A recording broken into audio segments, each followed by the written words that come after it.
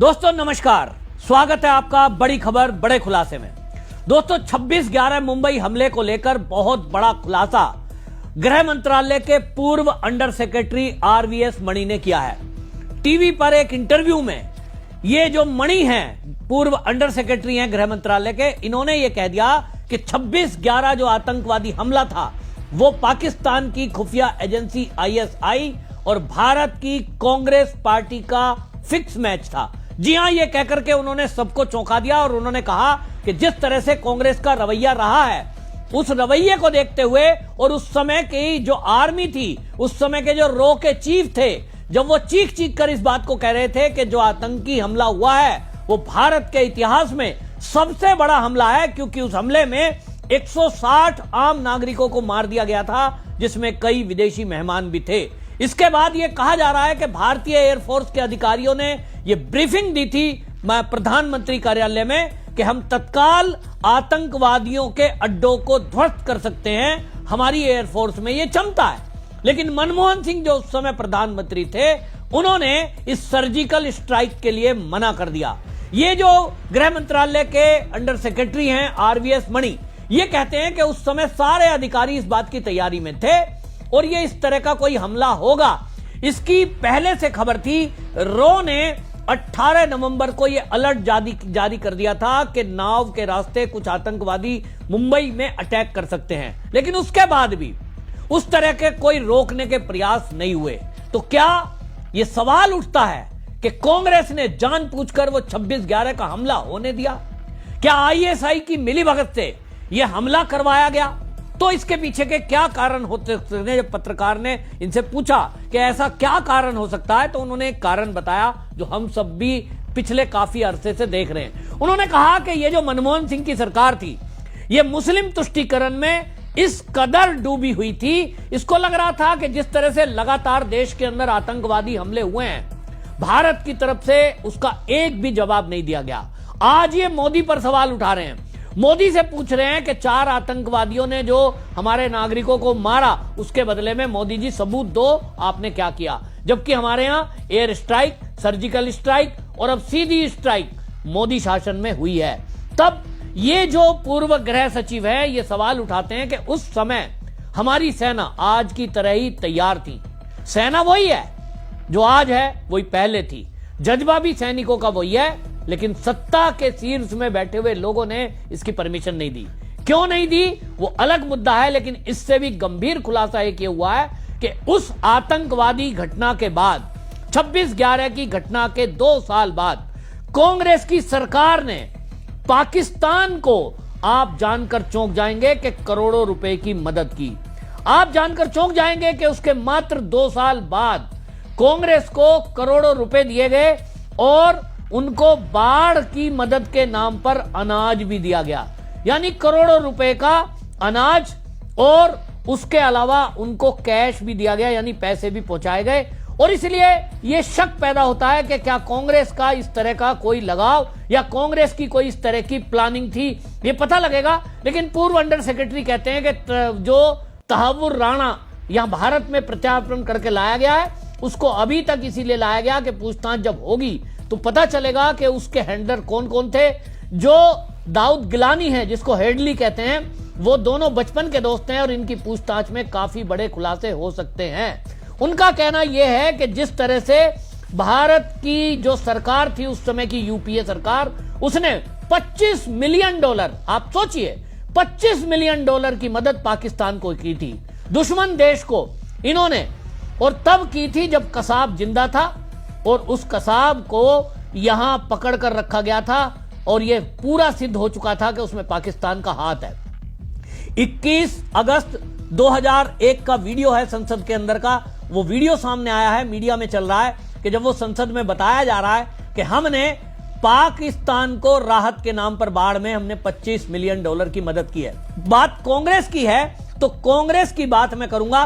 मुंबई हमले में जिस तरह से यह हुआ, उसके बाद ये बताया गया कि ये पैसे दिए हैं और 12 मई 2025 को न्यूज 18 के प्रमोद तिवारी ने इस न्यूज को पब्लिश किया है और उन्होंने ये भी बताया कि इतना ही नहीं, हमारे देश में जब ये सरकार को ये बताया जा रहा था कि इसमें पाकिस्तान का सीधा सीधा इन्वॉल्वमेंट है, भारत के खुफिया विभाग के पास इसकी पूरी पुख्ता सबूत और जानकारी है कि पाकिस्तान की सेना इसमें पीछे से आतंकवादियों की मदद कर रही थी, आईएसआई मदद कर रहा था, तो हम सीधा अटैक कर सकते हैं। लेकिन आपको जान के ताज्जुब होगा कि कांग्रेस की सरकार ने, मनमोहन सिंह ने और उसके पीछे बैठी सोनिया ने इसकी अनुमति इसलिए नहीं दी। वो खुलासा किया है बराक ओबामा ने।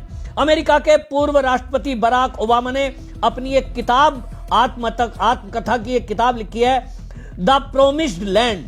ये बराक ओबामा की आत्मकथा में उन्होंने लिखा है कि जब मैं मनमोहन सिंह से मिलने गया, 2010 में भारत दौरे पर गया था, और जब वो मनमोहन सिंह से मिले तो उन्होंने एक सवाल किया कि भारत के अंदर 26/11 इतना बड़ा अटैक हुआ, भारत में 165 लोगों को मार दिया गया, आपने पलटकर हमला क्यों नहीं किया पाकिस्तान पे? इस पर जो जवाब मनमोहन सिंह ने कहा है और बराक ओबामा ने अपनी किताब में लिखा है, हर देशवासी को समझना चाहिए और इन कांग्रेसियों से पकड़ पकड़ कर पूछना चाहिए, राहुल गांधी से पूछना चाहिए कि आपने ऐसा क्यों किया। मनमोहन सिंह कहते हैं, बकौल बराक ओबामा, वो कहते हैं मनमोहन सिंह कि हम इसलिए हमला नहीं कर रहे हैं क्योंकि मुसलमानों के खिलाफ एक आक्रोश पैदा हो जाएगा और इसका फायदा बीजेपी को मिल जाएगा। यानी चुनाव जीतने के लिए, चुनाव में जीते हम किसी भी तरह, आतंकवादियों से बदला नहीं लिया गया, देश के नागरिकों को मरने के लिए छोड़ दिया गया। जो पाकिस्तान पर आज सर्जिकल स्ट्राइक के सबूत कांग्रेस मांग रही है, जो विपक्षी दल मांग रहे हैं, उनसे मेरा सवाल है, 1993 में मुंबई के सीरियल बम धमाके हुए, 2006 में ट्रेन में धमाके हुए, 257 लोग एक बार मारे गए, 187 लोग एक बार मारे गए, 26/11 अटैक में 165 लोग मारे गए, और ये कांग्रेस थी जिसने एक भी अटैक वापसी करने की सोची नहीं। ना पाकिस्तान पर कोई बंदिशें लगाई, ना पाकिस्तान के खिलाफ कोई कार्रवाई की, केवल डोजियर भेज दिया कि हम इसकी निंदा करते हैं और पाकिस्तान जी आपके खिलाफ सबूत मिले हैं। लेकिन सबसे खतरनाक बात यह कि उस पाकिस्तान जिसने हमारे यहां सीरियल बम ब्लास्ट कराए 1993 में, 2006 में ट्रेनों में धमाके कराए, 26/11 का अटैक कराया, उस पाकिस्तान को ये $25 मिलियन देकर मदद पहुंचाते हैं और उससे संबंध स्थापित करते हैं, उसके बारे में कोई एक्शन नहीं लेते। वो आज किस मुंह से मोदी पर सवाल उठा रहे हैं? वो केवल इसलिए क्योंकि इनको लग रहा है कि हिस्ट्री खुलेगी। आज सोशल मीडिया का जमाना है, आज जनता गूगल का जमाने में जी रही है। आज हमने जैसे आपको खोजकर बताया, तो अब आप सवाल पूछेंगे कांग्रेसियों से, सवाल जरूर आप लोग सवाल पूछिए। आपके आसपास कोई भी कांग्रेसी हो, आपके आसपास कोई भी कम्युनिस्ट विचारधारा का हो, आपके आसपास कोई आम आदमी पार्टी का हो, आपके आसपास कोई समाजवादी पार्टी का हो, जरूर उससे पूछिए कि कांग्रेस की सरकार के साथ आप अलायंस में रहे, आपने अभी भी इंडी गठबंधन बना रखा है, आपने क्यों नहीं सवाल किया कि हमारे देश के हजारों जवान सैनिकों को वीरगति को प्राप्त कर दिया गया, उनके सीने पर गोलियां चलाई गई कश्मीर वालियों के रक्षा के लिए, और उसी कश्मीर ने 1990 में कश्मीर के पंडितों को वहां से मार भगाया, बलात्कार किए। उस कश्मीरी आतंकवादी के खिलाफ आपने क्यों नहीं एक्शन लिया? ये बताइए। आप मोदी से सबूत मांग रहे हो, पहले अपना सबूत दो कि आपने 26/11 हमले के बाद जब देश की सेना सर्जिकल स्ट्राइक के लिए हमारी एयरफोर्स तैयार थी, तो आपने क्यों नहीं किया? क्या केवल सत्ता में आने के लिए, मुसलमान नाराज ना हो जाएं इसलिए? तो क्या इसीलिए देश के टुकड़े कराए? यही है कांग्रेस का करैक्टर कि ये लाशों की राजनीति करना चाहते हैं, लाशों की राजनीति करना चाहते हैं, देश को गरीब बनाए रखना चाहते हैं। आज ये चाहते हैं कि मोदी युद्ध में भारत को झोंक दे ताकि लाशों के ढेर हमारे जवानों के बीच में आए तो इनकी आत्मा को तसल्ली मिलेगी। आज 4 दिन में हमने आतंकवादियों का बदला ले लिया, हमारी एयरफोर्स ने स्ट्राइक करके आतंकवादियों के ठिकानों को नेस्तनाबूद कर दिया, 100 से अधिक आतंकवादियों को मार दिया। कश्मीर के अंदर हमारी जो सेनाएं सर्च ऑपरेशन चला रही हैं, उन्होंने अभी तक 150 आतंकवादियों को मार दिया। इनको तसल्ली नहीं हो रही।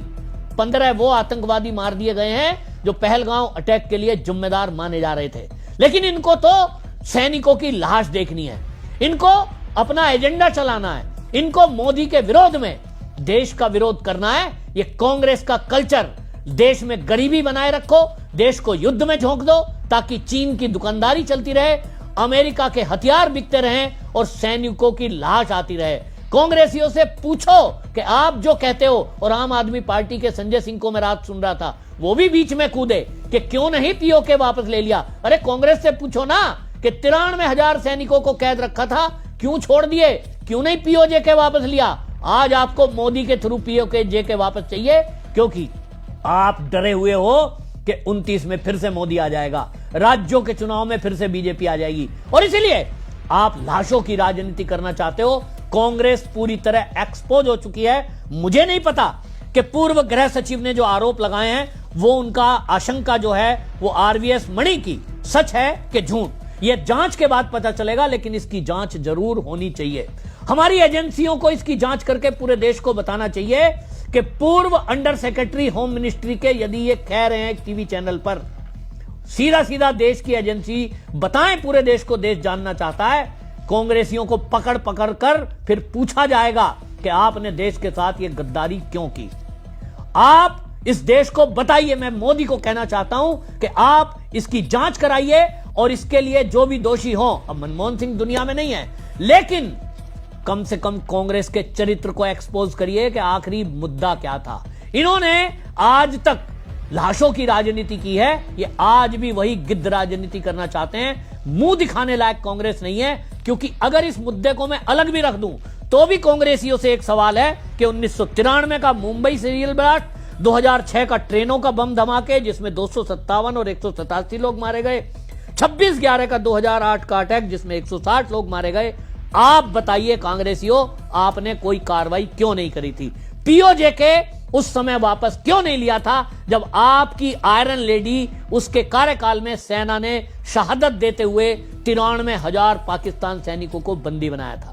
आपकी दोस्तों इस पर क्या राय है कमेंट में जरूर लिखिए, और वीडियो को शेयर जरूर करिए, और अगर आपके आसपास कोई इंडी अलायंस का नेता है जरूर उससे सवाल पूछिए। वंदे मातरम।